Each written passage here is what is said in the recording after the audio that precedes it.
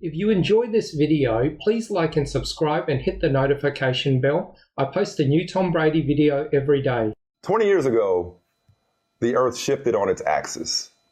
20 years ago today, the sports world as we know it changed forever.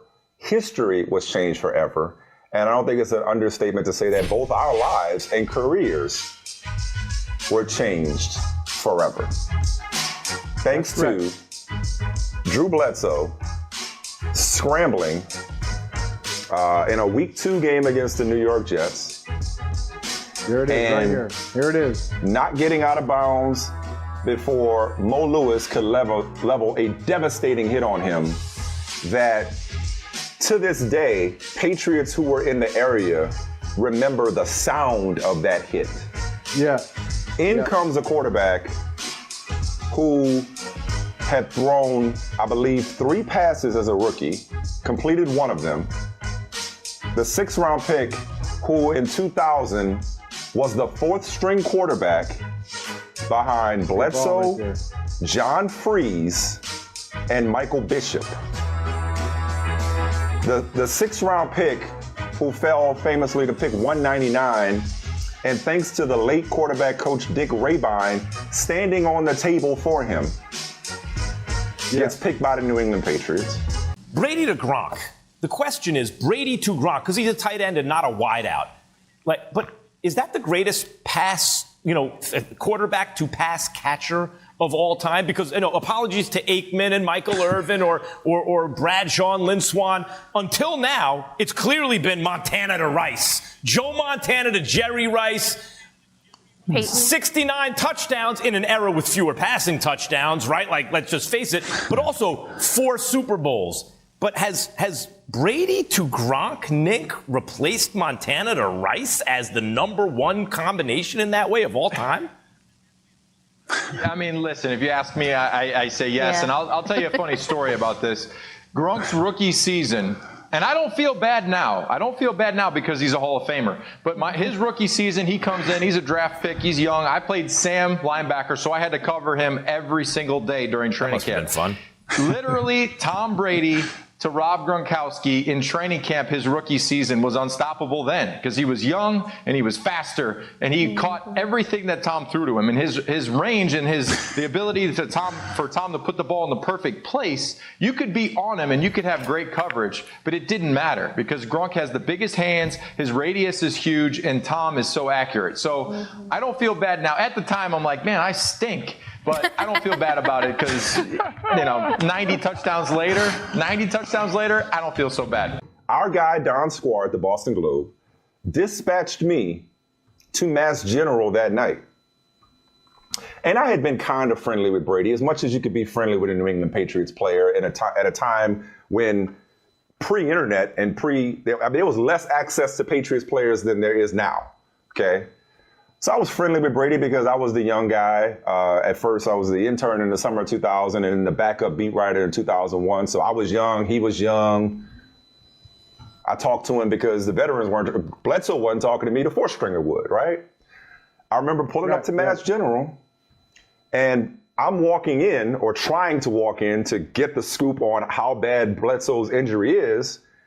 Out walks Tom Brady, a young Tom Brady. And I don't remember exactly how I asked him what was going on. He didn't give me much because, as you know, he couldn't. Little did I know, or most people outside knew, that Bledsoe was near death because a blood vessel had been sheared and his chest cavity had filled with blood. Yeah. But I say all that to say, Michael, it's like, if not for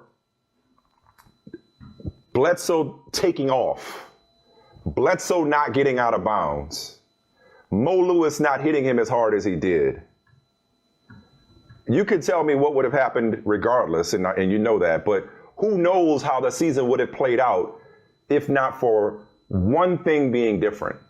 And from my perspective, you never know what you're witnessing when you're witnessing it, or who you're talking to when you're talking to them, because that moment sent my career as a Patriots beat writer on a different trajectory because they became a dynasty. And of course, we all know how many books you ended up authoring as a result of Mo Lewis leveling Drew Bledsoe. So That whole what season. What a career. That whole season was born today. That whole season. The greatest quarterback of all time's career started officially it started draft day 2000. In reality, it started 20 years ago today. We are now suggesting that Tom Brady is just ordinary people, right? I mean, that's basically where we're getting here. Not trying to act hip. Just okay, answer the look, question. let me answer this. I thought Tom Brady, as I told you again and again and again, deserved the regular season MVP. September 23rd, 2001. And the thing is, that whole season could have been a what if. Not necessarily a Disney version. Disney would say, this is not realistic. Not only that moment with Mo Lewis, but fast forward, and I'll come back to that moment in a second, but fast forward to a game in Buffalo. You remember this. You probably covered this game. A game in Buffalo where the late David Patton, rest in peace, had taken a hit. He was unconscious on the sideline, and he fumbled. And initially, the play was ruled a fumble. But as they looked at it closer, they said, even though he's unconscious, he's out of bounds.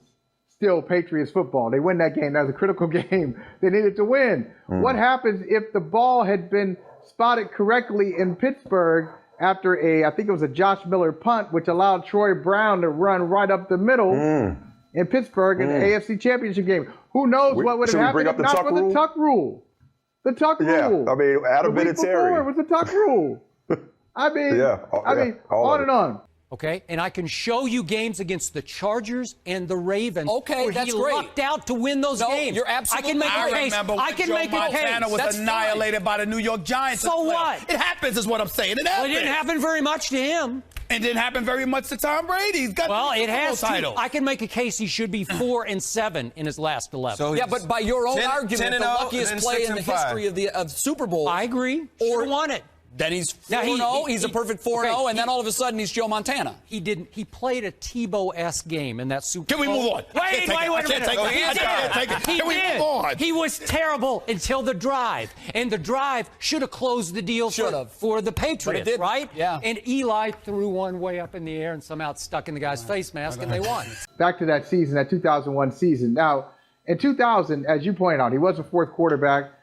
He was after Drew Bledsoe, John Freeze, a kid named Michael Bishop, training camp superstar Michael Bishop, and then there was Tom Brady. So imagine an NFL team keeping 4 quarterbacks. You never hear that. 4 quarterbacks, no practice squad back then. It's just he's their 4th quarterback on their roster. Crazy. But he goes, and then in the offseason, they signed Drew Bledsoe, and then they signed Damon Heward to big money. So they had big money tied up in their top 2 quarterbacks. They still didn't see Tom Brady coming after spending the 2000 season with him. He went from 4th and signed Drew Bledsoe. Hold on. Signed Drew Bledsoe to at the time, the only $100 million contract in the league, right? Yeah. 10 years, $103 million. Signed him to a record contract. So he goes from 4th in the 2000 season, has a preseason better than any quarterback on the roster, goes from 4th to 2nd. So Damon Heward, now the 3rd quarterback, even though he got paid as a backup, he's now the 3rd quarterback. And the coaches tell each other, look, we think our best quarterback is the kid, Tom Brady. He's our best, but we just signed Drew Bledsoe to a $103 million contract. What are we going to do?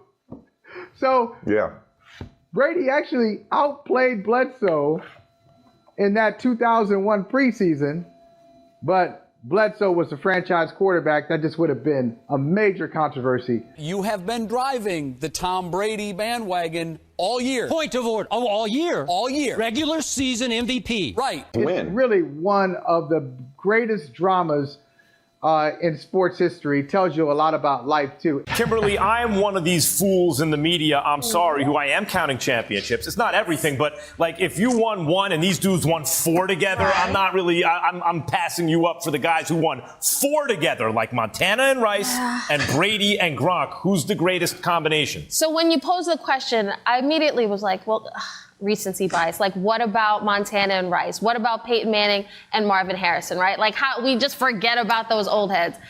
And then you think about the fact that had Gronk not gotten hurt, had he not retired, like their numbers would be even better. Yeah. So that's the scary thing to me. And the championships, like you said, it's hard to argue against the GOAT and the GOAT tight end. You know, it's very hard to argue against that.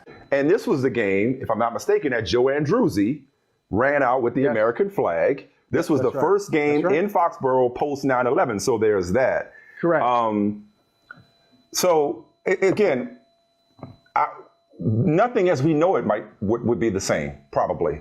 You know, if they don't win the Super Bowl that year, you know, Belichick was not a popular coach in the media and among the fans. At that point, I think he fell to 5-13 after that Jets game. 5-13 after that loss. Combined in 2000, 2001. Yeah. Let me read you a couple of quotes. I know we're over time.